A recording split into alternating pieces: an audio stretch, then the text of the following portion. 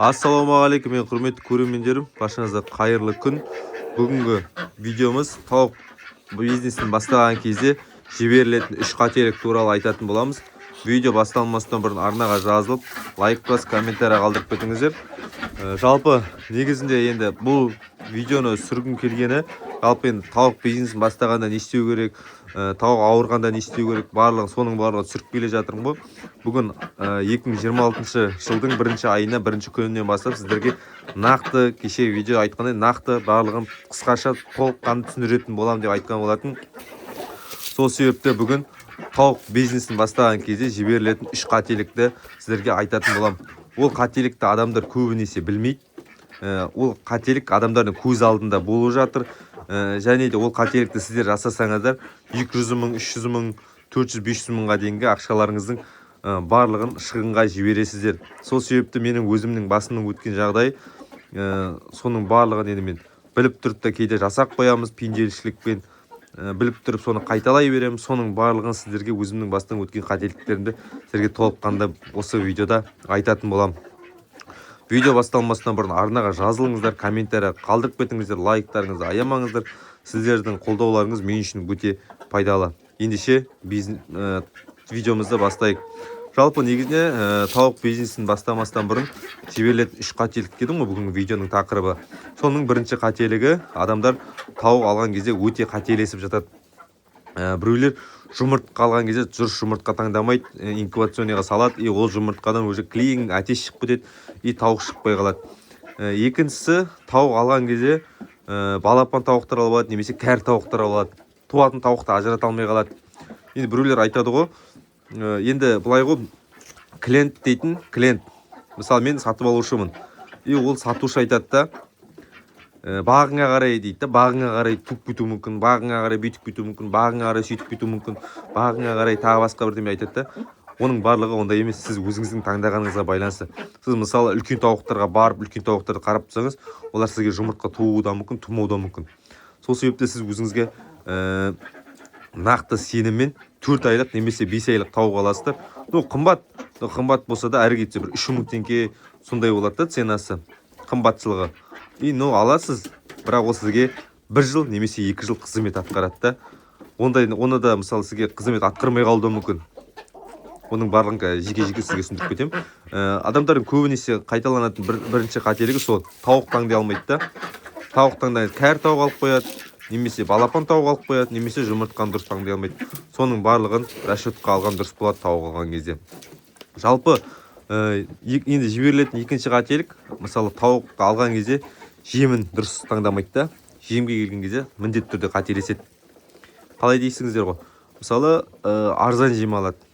Арзан жем тауықтарды ауыртуы мүмкін, немесе ішіне өткізуі мүмкін, немесе вирус болуы мүмкін да. Арзан жемде.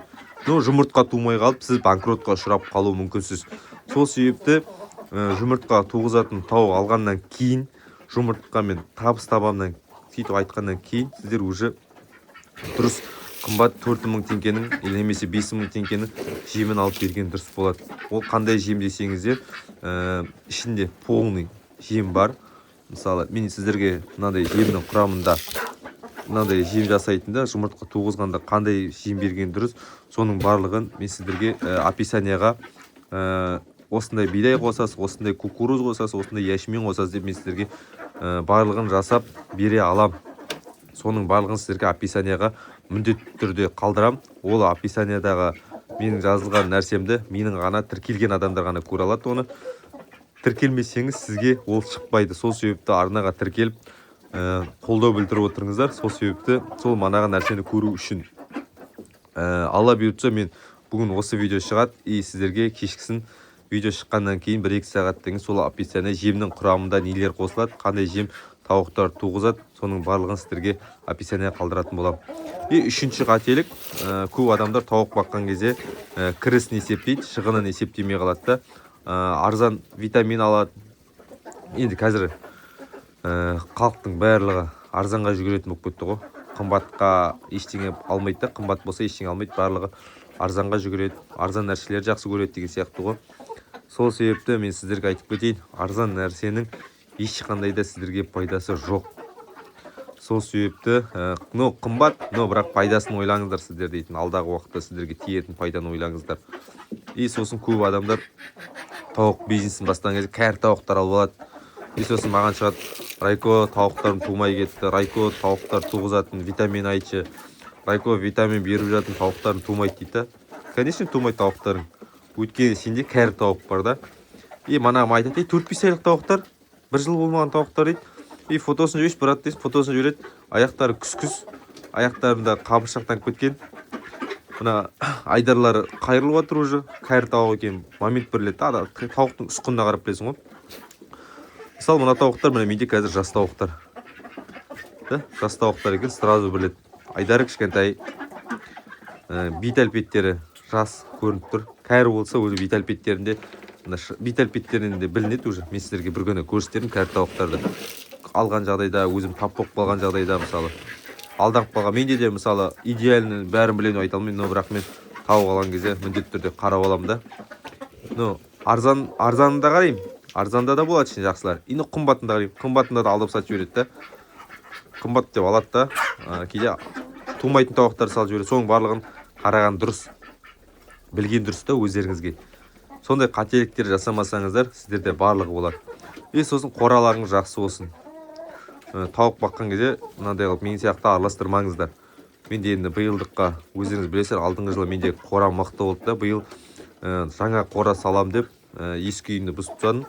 Қорамды бұзып тастадым да, жаңа қора салам. Менде қаражат жағы қысып қалды. Қаражат ақша болмай қалды. Сол себепті мен қазіргі таңда мына қорада ұстап жатырмын. Құдайға шүкір, бұлтты қорада тұрса да тауықтар туып тұр. Ертең тағы да үстіне тағы. Өткенде опилка төседім, тағы бытсын шығар. Мына ішінен тазалаймын, ішіндегі бәрін шығарамын да жаңа опилка төсейміз. Қап қалың қылып, кәдімгідей опилка төсейіп, ананың ішін опилкаға араластыру үшін. Астары тым қылмайды. Енді бір Алла болса 2 ай қалды. 2 айдан кейін көктем басталады. 2 айға дейін осыларды ауыртпай, сырқатпай витаминдерін беріп, ауырмайтын витаминдерін беріп, солай өсіріп шығарып алсам, нұр үстіне нұр болады бұйыртса. Видео ұнаса лайк басыңыздар, комментарий жазыңыздар. Енді сіздерге қателіктерді айттым деген ойдамын. Мынада арзан жемге жүгірмеңіздер. Ең біріншісінде сапалы жем алыңыздар. Арнаға тіркеліңіздер. Ала бұйыртса тіркелген жандарға мен өзім жемнің туғызатын жемнің құрамын сіздерге айтатын боламын. Ол туғызатын жемнің құрамын мен сіздерге айтып қояйын. Ешбір ютубер, ешбір тиктокер, ешбір адам айтқан жоқ. Мен сіздерге постоянно айтам, бірақ оны адамдар жасалмайды, дұрыс жасап жатқан жоқ та, дұрыс беріп жатқан жоқ. Сол себепті мен общий өзім бір жемнің құрамын жасап шығардым. Сол жемді мен сіздерге айтам, соны жасап беріп көріңіздер. Енді вообще күшті болып тауықтарыңыз туып кетіп жатса, енді мен өзім қуанам. Сол себепті қағазды алыңыздар, ручкамен қағазы. Тауықтарыңызды жазыңыздар, қандай тауық алам, қандай бизнес бастайын, қанша ақша салам деген сияқты. Мен енді сіздерге барлығын салып отырмын ғой. Осындай ақшамен бастау болады, осындай ақшамен бастау болады. Көп ақша салып жіберсеңіздер де болады, жақсы пайдаға шығу үшін. Аз ақшамен де бастау болады, шама келгенше. Сол себепті жақсы кәсіп, жақсы тауық бағам десеңіздер, ақшаны аямаңыздар. Все, жақсы достар, келесі видеода көріскенше сау саламатта болыңыздар.